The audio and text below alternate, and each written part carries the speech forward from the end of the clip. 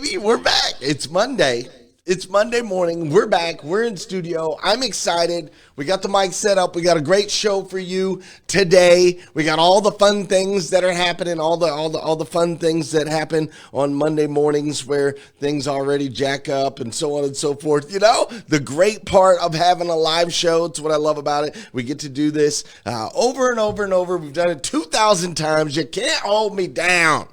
You can't hold me down. So now I need to go to Facebook and I have to delete the other one because it had no, how do I trash this one? Move to trash. There we go. We got to throw that one away. It had no video. Video was working just fine over on the YouTube side, but it wasn't working on the Facebook side. But anyways, long story short, I am super stoked to be back in the studio. I've got an incredible show for you today. I hope you missed me. I don't know if you missed me. If you did miss me, just drop it in the comments. Just make me feel good about myself today. Just be like, yeah, Lundy, we missed you. If you didn't miss me, it's okay. Keep that to yourself. Totally all right. You don't have to miss me. It ain't got to be like that. But just, you know, if you did, drop it in the comments. Hey, I've been on the road the last week. It's been incredible. I have an awesome show for you today. So let's dive in. Good morning and welcome to hashtag Rise and Grind. I am your host, Glenn Lundy. I am a husband to one, a father to 8, and the creator of what is going to be the #1 most watched morning show in the world. It is 5:30 a.m. and I hope that you are ready to rise and grind. Let's go. Good morning. Good morning. Good morning. How are you, my friend? How are you, my friend? Dude, tag your friends, hit the share button, get everybody up in here because we have an amazing show for you today. I have been, as you can tell, I've been not on the show for the last 7 days or so, or the last week, and I am super excited. So today is Monday, that's right, and we've already proven that because we went live and we had video feed on YouTube, but not on Facebook, which I tested before I went out of town so that it would be right, and it worked beautifully, but that's okay. Today is Monday, December 8th, 2025, and what's crazy is today is the very first and the very last time it'll ever be.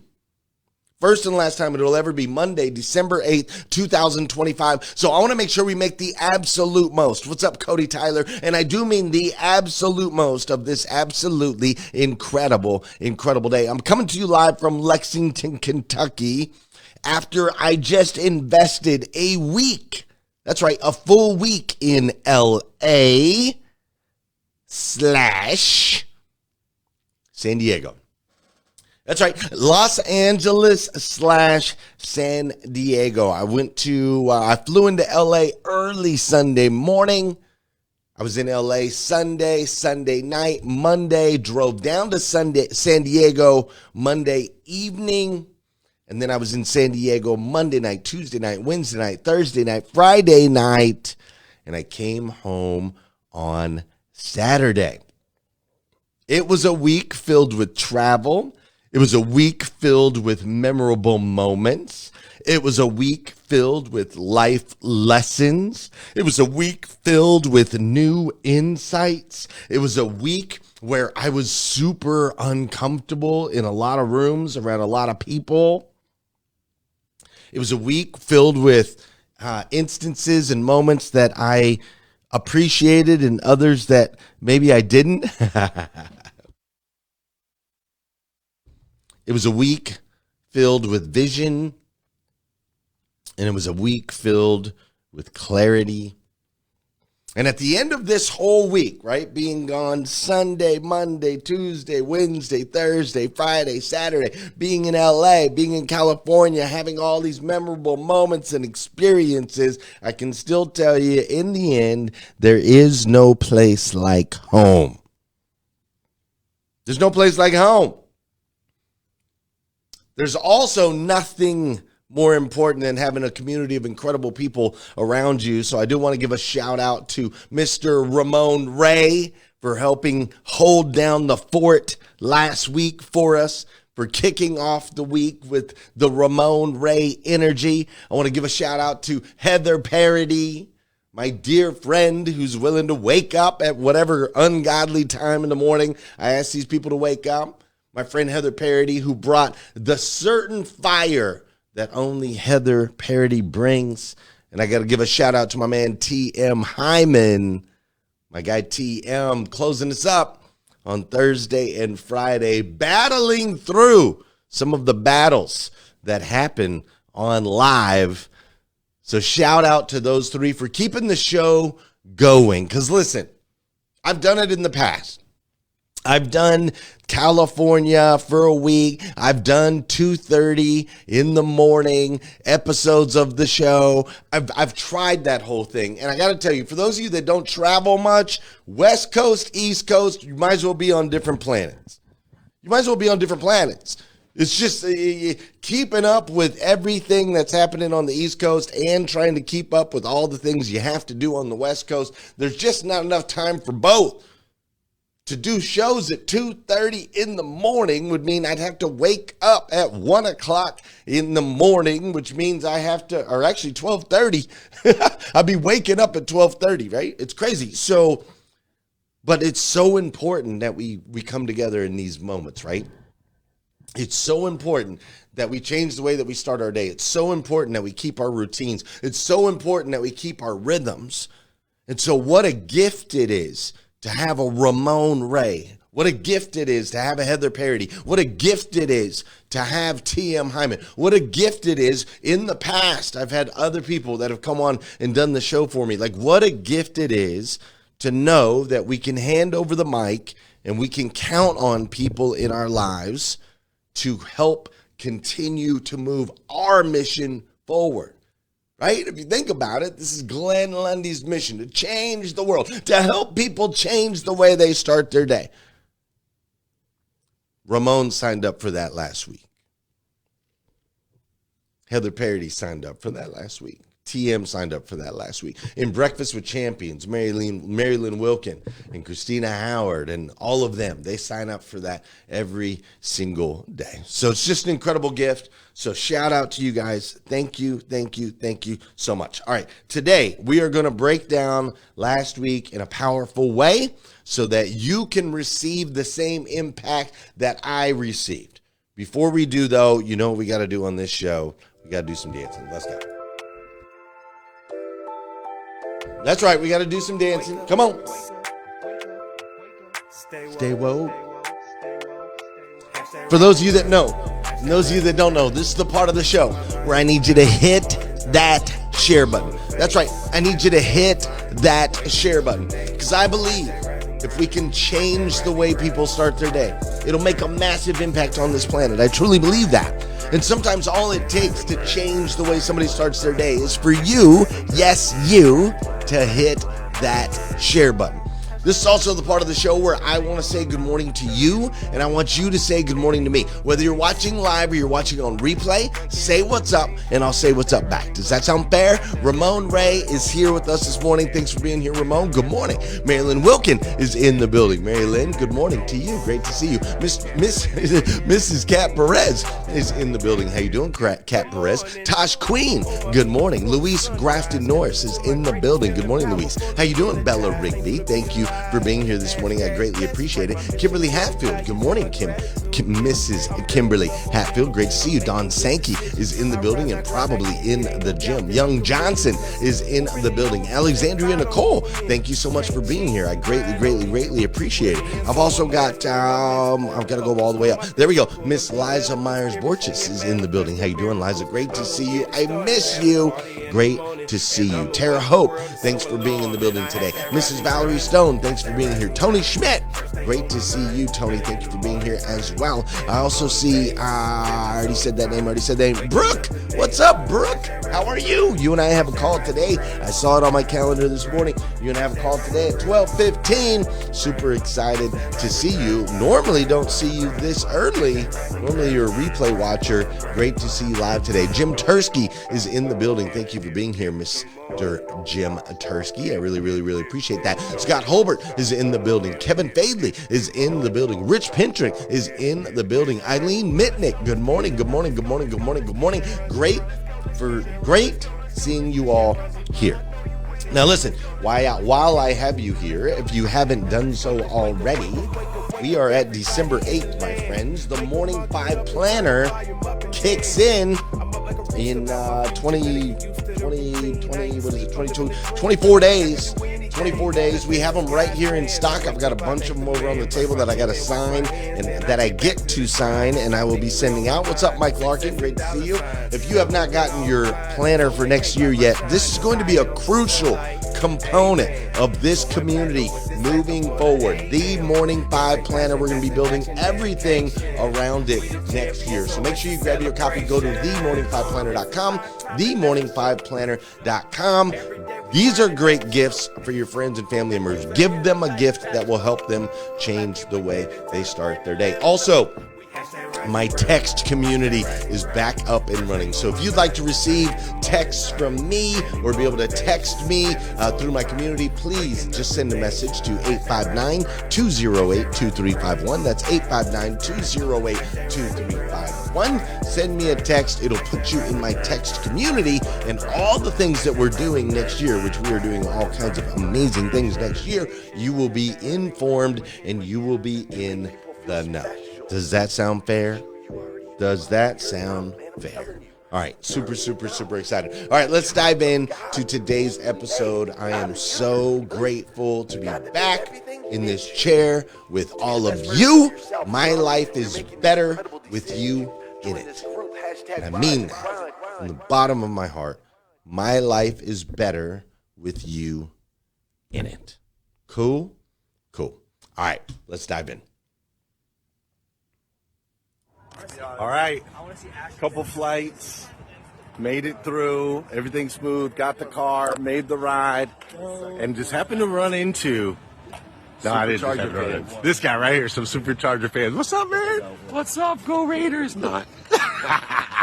So we're headed to the game. It's going to be a good one. I hope it's going to be a good one. It'll be a good one. Yeah, it's going to be a good one. Either way, we're going to be with good peeps. So Talking some trash. we'll see you guys Either in. way, we'll be talking trash. There will be In the trash. Raiders section. There will be trash talking going on. That's happening. For sure.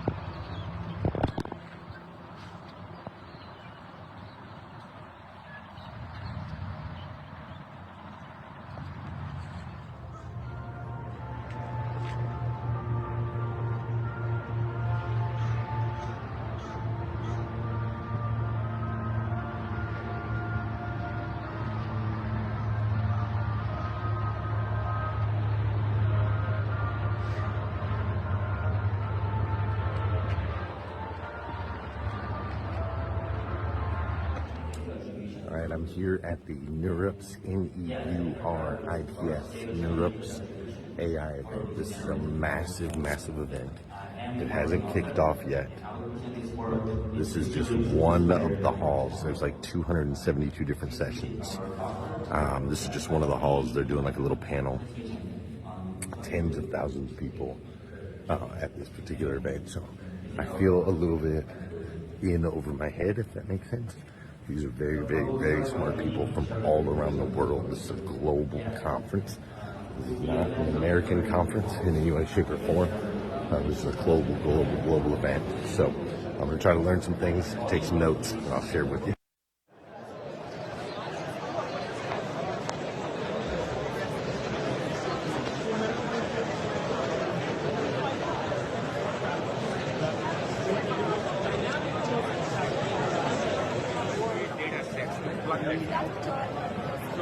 We do the discovery,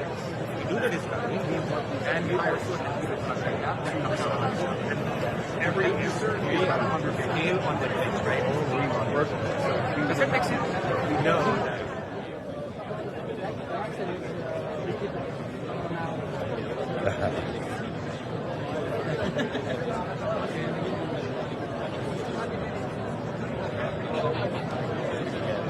Look at those hands.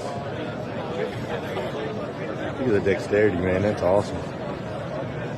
All right, hey, I am here with Sebastian, and I didn't ask where you're from. Where are you from? I grew up in Pennsylvania originally. Pennsylvania. I'm here with Sebastian from Pennsylvania. We're at the NeurIPS, I guess you'd call it. We're at the NeurIPS AI event, and he is a developer working with a big company, right? Who are you working with now? I work for Microsoft. He works for Microsoft. And Sebastian, I got to tell you, I feel like I'm the dumbest person in the room. For sure, I feel like I'm the dumbest person in the room. I was really nervous about coming to this event for that reason. And then my buddy, who's really smart, his plane got delayed, and so I'm here by myself. I would have felt a lot better if he was here with me. But you just came up and sat with me. Thank you. So I wasn't sitting by myself. I really appreciate that. So I believe I'm going to be the dumbest person in the room probably for the next 4 days. I want you to prove to me right now that I am the dumbest person in the room. You ready? Share one thing with me in this AI world that you know I don't know. That's tough. I think the most valuable thing to know now is to think about the challenges as opposed to like the technical knowledge that some people have. But I think people who have the opportunity to make the most advancements in this field are those that have a deep understanding of the limitations of LLMs and the other models that are out there. So for example, in my space, I deal with a lot of tabular data. And so that's something that I'm thinking about a lot is how can LLMs, or maybe not LLMs, but other specific models, help process that kind of tabular data using some of the paradigms that LLMs are built off of. Gotcha. I think that, so really focusing on the challenges and the problem versus more looking at the tech and how it solves it. Like, what is the actual challenge? And then that will open up the doors of what we need to build. That's definitely a smart way to look at it, and not the way that I would normally look at things at all. So he's right. I am the dumbest person in the room, and I'm going to continue to be that way because you should be in rooms where you're the dumbest person in the room. It's the only way to grow, right? Yeah. That's right. Thanks, Sebastian. Appreciate you.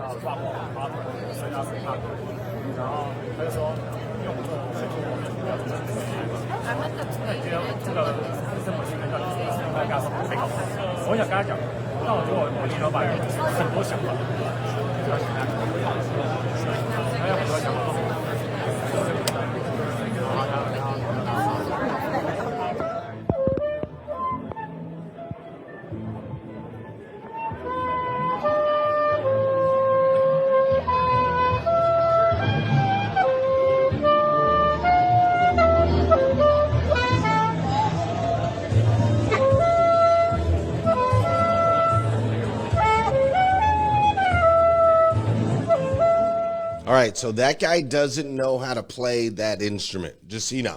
Like, he doesn't know how to play it, but he worked out some sort of, like, little AI thing. And as he, like, tries to make it make noise, the AI automatically starts making adjustments to teach him how to play. It was crazy. How you doing, Melissa Carver? Thanks for being here. Sonia Merritt, thanks for joining us as well. Alexandria Nicole, thanks for being here. So I just wanted to give you a quick little behind the scenes. That's 1 week, wrapped into just a few minutes. I wanted you to be able to get a real good feel with how the week started with Dave Meltzer and the Raiders game and how it led us to this incredible event where I was all by myself and felt really out of place for a while, and then ultimately how it came around to some insights. And so my time with Dave Meltzer, I got to tell you, if you guys don't know who Dave Meltzer is, Dave Meltzer used to own the agency that the real life Jerry Maguire worked at. And he's a guy who lost. He acquired $100 million in net worth, and then he lost it all, almost lost his family, decided to reboot and do something different. And now fast forward, he is wealthier financially than he ever was before, as well as wealthier relationally than he ever was before. And one of the things that was really incredible about being around Dave, I got the opportunity to stay the night at his house and really see how things look at the end of the night, really see how he operates his business, really be able to listen in and be a part of the conversations. I was up very early that first morning, so I was up before he was, but I got to see what his morning routine looked like and how he attacks the day. I got a better understanding of his calendar and the moves that he's making. And I got to tell you, there were some really basic things, but really high level things about Dave that I'll share with you, that his success is clearly attached to his discipline. This guy is disciplined as it can be when it comes to showing up for the things he says he's going to show up for and staying in there for the long haul, even if he doesn't necessarily see a result right now, right? Like working out every day, you don't necessarily see a result as soon as you get done working out, but in the long run, you do. The guy is disciplined. He's also ridiculously clear. He has so much clarity of his mission. He has so much clarity of why he was put on this planet. He has so much clarity with what it is he's trying to achieve and how he's trying to achieve it. His team also has a ridiculous amount of clarity. Everybody knows exactly what their role is, exactly what they're supposed to be doing by the minute, and exactly what the standards are for their organization. He's also ridiculously committed.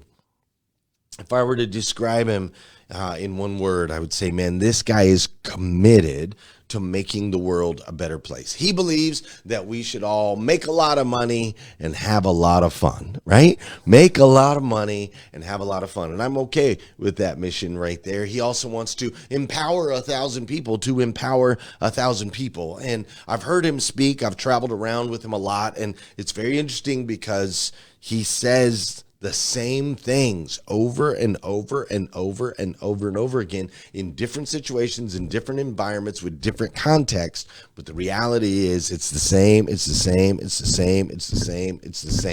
is committed to it. It's amazing. I also got to give him so much credit. His focus, his ability to stay ridiculously focused is something that was super impressive. I was up before him the first morning, and I got done with all of my morning routine stuff. I did some reading, and I wanted to go for a run, but I was afraid to go out of his house and set off the alarm. I didn't want to open the door and set the alarm on the house. So I waited for him to get up because he has a different wake up time than I do, especially when I was on East Coast time and he's on West Coast time. And so when he woke up, he immediately went straight into his area to do his morning routine. And I didn't want to interrupt that either. So I was waiting.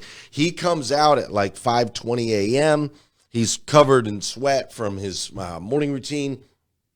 He comes out, he's got a headphone in, and I'm like, hey, Dave, good morning. And he's like, good morning, and just bulldozes by with a smile on his face. But he's like, good morning, bulldozes by, opens the fridge. I'm like, yeah, is it cool if I open the door? I want to go for a run. He's like, yeah, of course. I turned the alarm off when I got up. Go right ahead. And then just blows right back by me and right back into the gym. Like, did not stop and say, hey, Glenn, how'd you sleep? How was it going? Thanks for being here. Glad you're here. No, none of that. He was like laser focused like a bull. Also, this guy right here puts his family first. He's got a beautiful, beautiful family. He's got one daughter that works for the company. Another one does not. Then he's got his son, Miles, that's learning some things. And his wife, he supports all the things that she wants to do and make sure she's able to participate in the things she wants to participate. He travels a lot with her and so on and so forth. And so I just got to say, if I were to put his success in a really small box, I would say it's attributed to discipline, clarity, commitment, focus, standards, and he puts his family first. If you're making a list, there's the list. Now, secondly, let's go to the Raiders.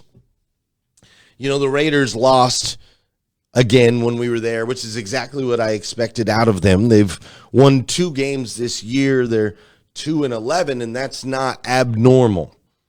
I've been a victim of Raider fandom for 40 years now. I'm in pretty deep. I don't think there's any way out. I have a daughter named Oakland and a son named Raider, so I'd say I'm pretty much locked in for the long haul. And one thing I can say about the Raiders is they do have discipline. The team shows up and everybody looks great on the field. They're in great shape and they work hard every day. They've got great facilities that they work in, their practice facilities. So they definitely have discipline, just like my friend Dave.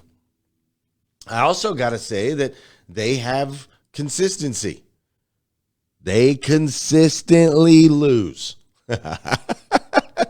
So, right? Consistency exists in their area too. So Dave has discipline and consistency. They have discipline and consistency. I'll also say they've got talent. There's a lot of incredibly talented players on the Raiders. Brock Bowers is incredibly talented. Ashanti Genty, he's incredibly talented. They have a lot of talent and they have a lot of resources. I'd say that's true for Dave also. Dave has a lot of talent and he's got a whole heck of a lot of resources. So what's the difference? Why is it that Dave's out there winning at a high level and the Raiders can't win? What's the difference? Well, the difference is the Raiders lack focus. The Raiders lack standards. And ultimately, the Raiders lack leadership. You see, Dave's a strong leader.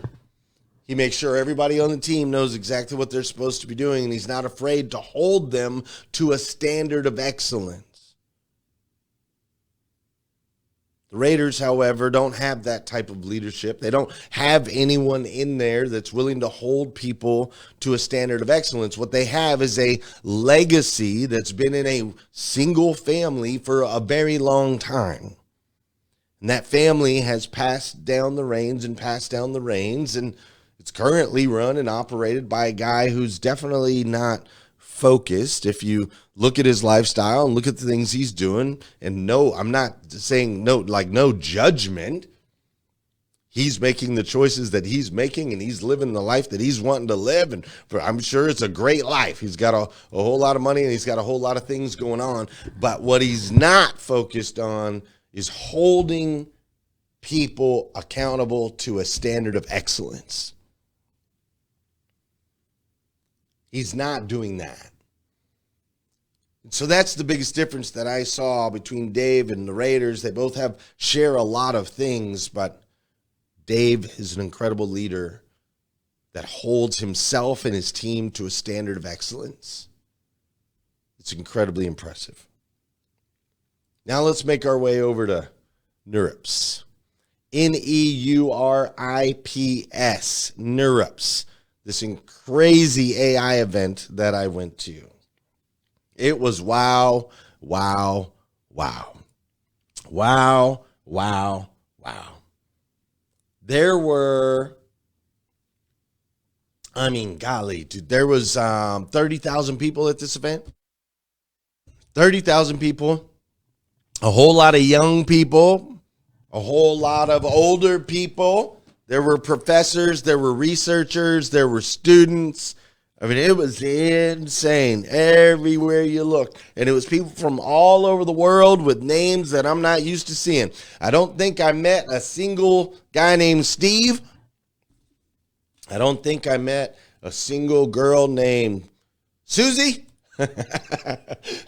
But it was people from all over the world. 30,000 people. It was insane. And unfortunately, I will say, being a guy who is half black, I was like the only black person in the room not working. Like there were staff people working there, but there were no black folks in the room. There were brown folks from India, brown folks from China. There's a lot of women, but I was the only black guy. 30,000 people there. It was pretty wild to say, but it's true and very unfortunate.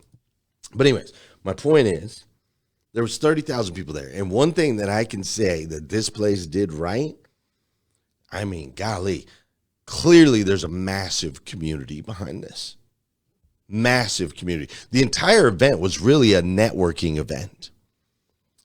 The entire event was to bring researchers and developers together with software companies, schools, and professors. They had these boards up where you could scan it and you could apply for jobs. You could submit your resume. Like, it was really that type of event. It was recruiting. It was sharing of minds and opportunities. And what I loved about this this whole thing is everywhere I looked, like if you look in this picture, I'll zoom in. I kept seeing this. For those of you that are just listening, I kept seeing two people or more sitting together, scratching their heads, and working together on projects. It was fascinating. They would challenge each other. They had these things called posters where basically you put together a research paper and you stood in this big hall. And as you stood in this hall, people would come up to your posters and they would actually challenge your work. And it was your job to be able to answer and respond to those challenges and to get people to help understand what it is, your theory or your thesis. They would really, like at all of the meetups, everybody was challenging each other in a very respectful way. One of the things that I also noticed is there was really like no security there. 30,000 people. There was no one at the front checking bags, and everybody had a backpack. There was no one at the front checking bags. There was no metal detectors to go through. There was no security whatsoever at this thing. There was one person that stood in the front of the center of the hall, like when you walked in, and just kind of greeted you as you went in. It was insane. I mean, I went into one of the big rooms. Look at this. So in short, not all stages are built the same. Not all audiences are the same size. Look at this place.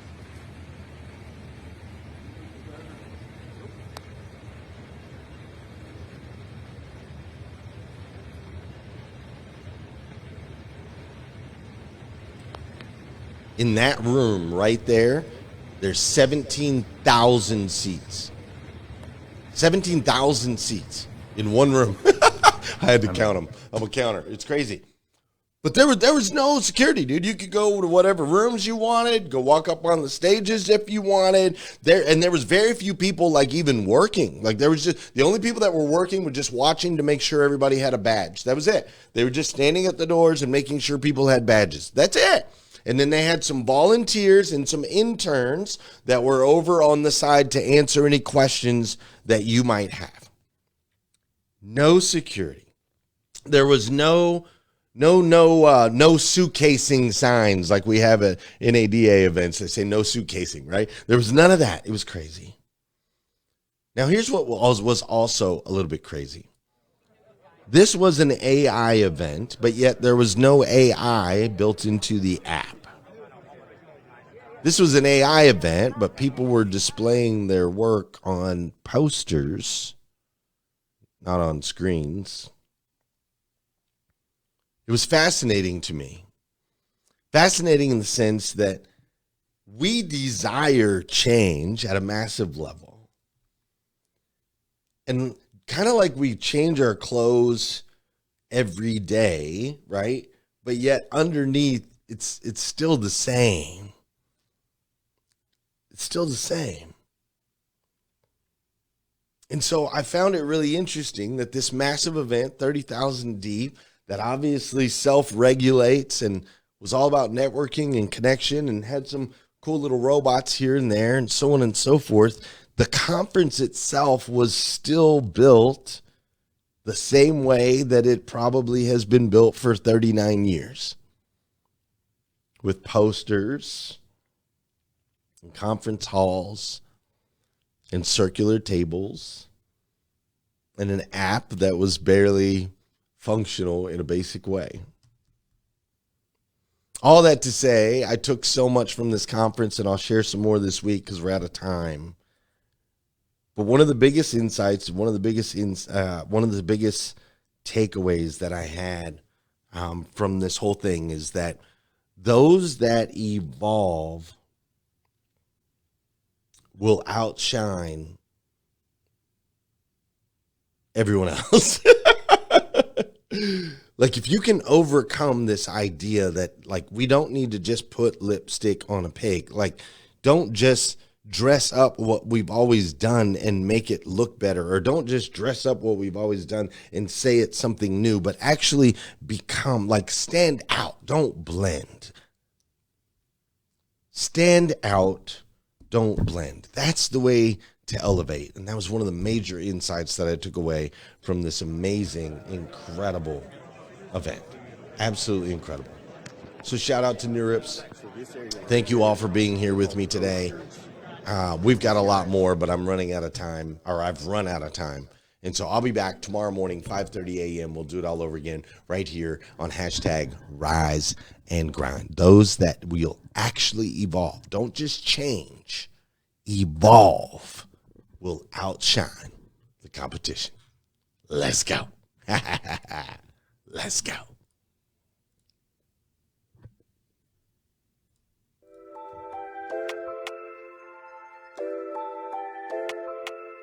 Wake up, wake up, wake up, wake up. Stay woke, stay woke, stay woke, stay woke. Hashtag Rise and Grind.